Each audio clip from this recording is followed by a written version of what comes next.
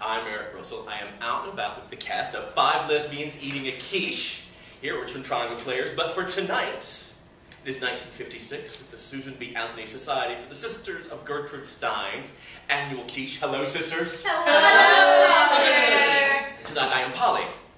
Yes, one of you will figure out why this is really important. I love you. So let's tell who you are and which sister you are in the show, because we all love the egg. Begin. My name is Maggie Bavolack, and I play Dale Prist, the historian of the Susan B. Anthony Society for the Sisters of Gertrude Stein. I'm Jennifer Frank, and I am Wren Robin, events chairwoman. My name's Amy Berlin, and I play Lily Stanwyck, the president. I'm Danielle Williams, and I'm Veronica Byrne-Schultz, your Buildings and Grounds chairman. And my name is Liz Earnest, and I play Ginny Cadbury. She's the secretary of the society. My name is Dexter Ramey, and I am Lurleen, which is basically the director. This is a fun show. I mean, this is just, I laugh so hard. Yeah. I mean, everything's just, I loved it. I loved the little hats. I loved the whole, everything. It just screamed 1950s society. And people may not be aware of what life was like in America in the 1950s.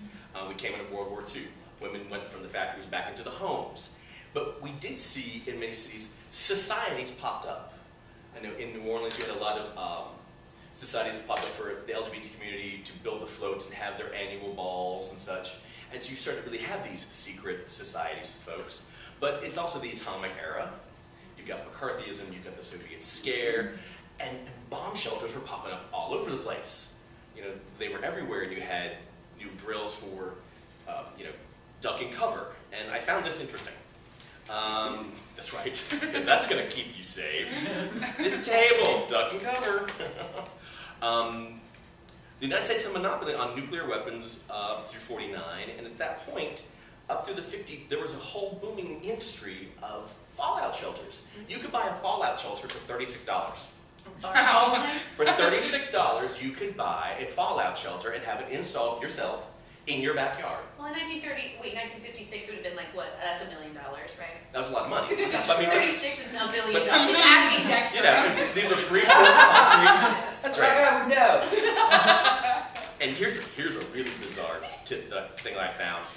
The first underground school was built October 1963. This one town in New Albo, New Mexico, New Albo Elementary in Artesia, New Mexico, built the first completely underground fallout shelter school for their children. Wow. They took this so seriously, they put this school underground. It could accommodate 540 children through 6th grade. That's huge. It could house 2,160 adults in the fallout shelter, and they had enough rations for 2 weeks.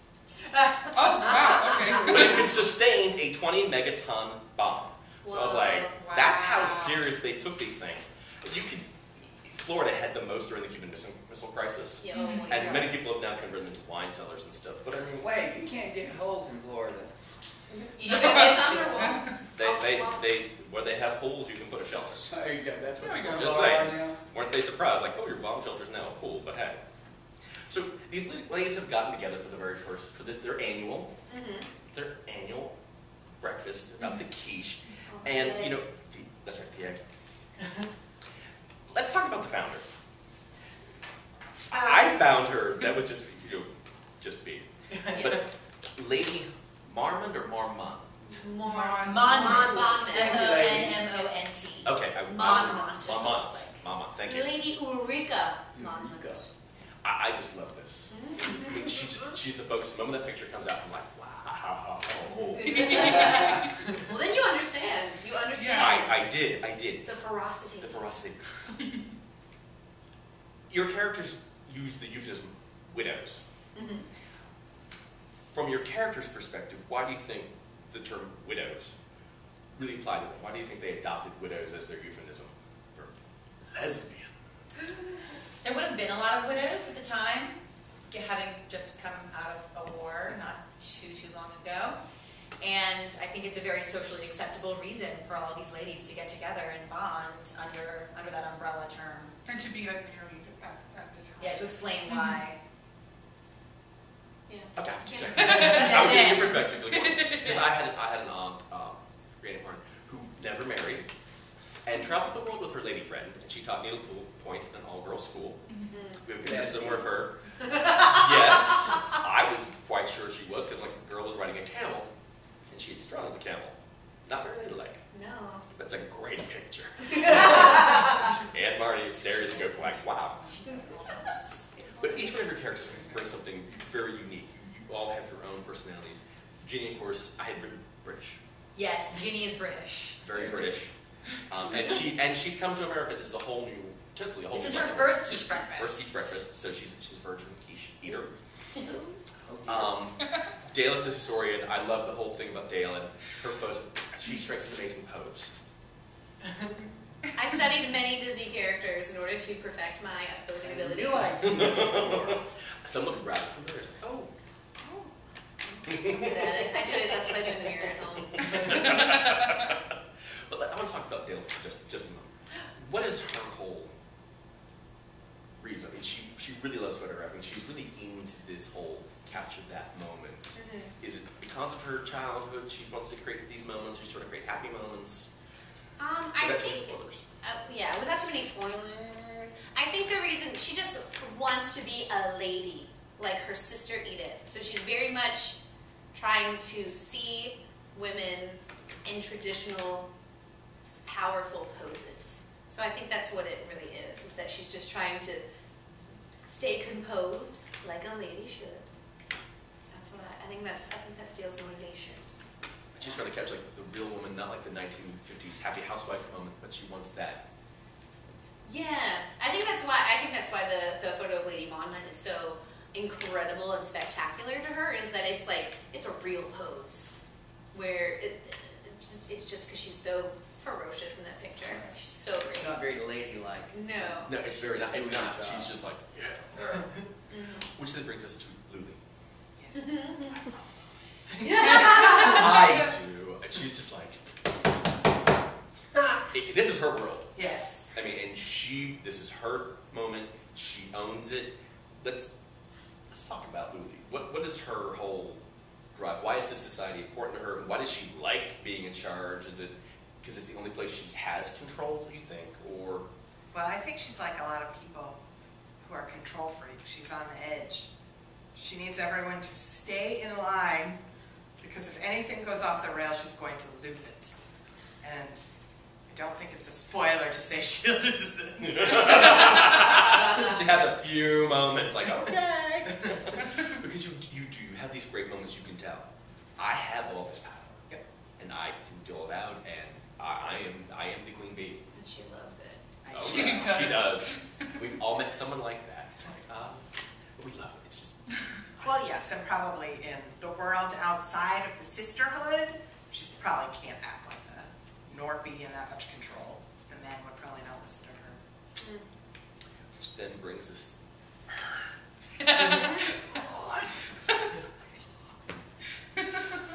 Let's talk about her. Okay. We had a moment beforehand. The sisters. We talked about her. Yeah. You know. Underwear is important to us. Right there. She's taken over this position in sisterhood. Yeah. Because someone has been removed. Marjorie, expelled. She's been expelled, Marjorie. Marjorie. Whose name will not be spoken. That's right. Or sit in the front row again. Never again. But she's responsible for building a bomb shelter. Yeah. You know, let's talk a little bit about that, about Vern. She's very bubbly, very positive. Yes. Yeah, I just love that. But she really takes pride in what she has done. What I love about Vern is that she's newly appointed, so she went from being the sisters, one of the members, to an officer very recently, and her first job as the new officer is to completely redo the community center for the sisters. So she creates this bomb shelter. I think it's very important for her to keep the people she loves safe. And I think at the very end, her motivation is that she loves her sisterhood. She very much cares for these people like they were her own family. So it's just, her love is her motivation. But she is so loving. I mean, you can tell there's a general love. She's really proud of what she's done, and we can see that through the whole thing. She's really thought through the care of her sisters. Yeah. Then we get to Ren. Robin. And I kind of feel like Ren kind of gets lost in the shuffle there a little bit. I feel like she just kind of gets, she's there and she's looking for her, like, you know, she starts off very strong, but somewhere I think she gets kind of lost in there with Ren. Does she have a... Just saying. I feel like she's always being like, you know, moved around. Maybe yes. Help? I don't know. But, Well, because she starts off with this whole great, you know, welcome the whole thing, but I feel like she's always gets pushed aside by Lulu. Well, pushed everyone aside. then I'm pushed aside. Thank you. No, but I just, Moving on. I mean, I loved her, but just like, is she just because she's afraid of admitting who she is and the love she has for one of the other characters, or let's talk about. Well, Ren's the one that really drives the whole thing forward with, you know, the play's called Lesbians, so, I mean, you know, we talk about being lesbians, and Ren really drives that forward. Yeah. Well, I understand that I get, but I mean, I feel like she lost her voice, like when somebody else comes out before her, and I'm kind of like, oh, yeah, I felt like she lost her thunder there for a moment. Oh, like when Dale does her Dale does shit. what Dale does. Right. Yeah. I feel like, you know, it's like, I was like, well, that's not, you know, she has this river, and then someone takes it from her. Yeah, no one lets you have your moment until the end. Like I said. Well, that's a little bit on the true side. You have you go along all nice and peaceful, and every time you try to be triumphant in something, somebody steals your thunder. Yeah. Until the end, when I love what you do at the end with her. Which we can't tattle. Which we can't say, because that's why I told you, have to it's come like when you say, we see your power right there. It may take all the way to the end, but we see it. I'm sorry. Like, I just think the character's so great, but everyone keeps taking things from her. It's like she's pull these great ones. Like, I love her, but people are like, no, she wants it only give it to her. You know, this person deserves to be happy and stuff. I'm like, oh, people just keep taking these things from her. Take. You're just such a giver. There you go. Ren Robin, thank you. Ren I Robin. don't get it. She's off the show. She's amazing. In amazing ways. Yeah, Well, I couldn't do anything without her. Well, no. We certainly right. couldn't do anything without her. Exactly. We'd all be standing here waiting. We would. But no, I just think that they're such strong, powerful women. And from this period, do you think from the moment they get together, do they think that moving forward, eventually they will have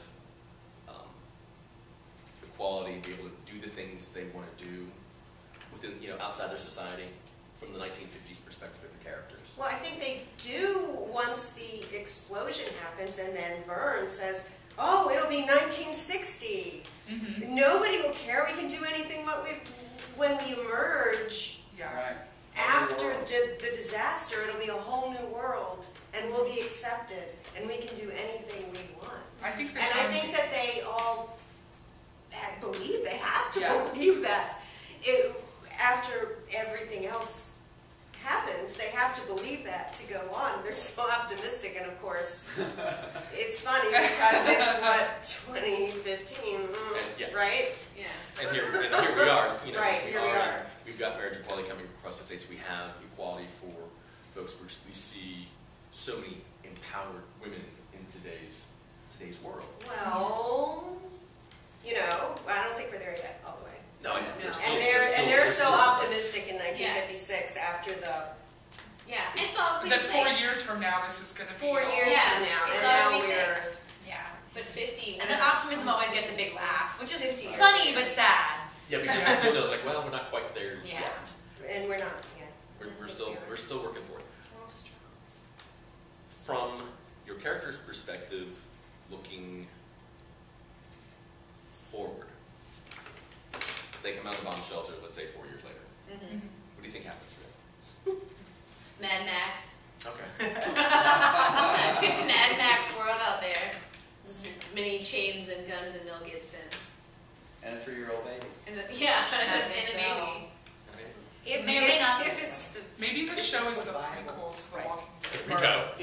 She's been eating radiated quiche.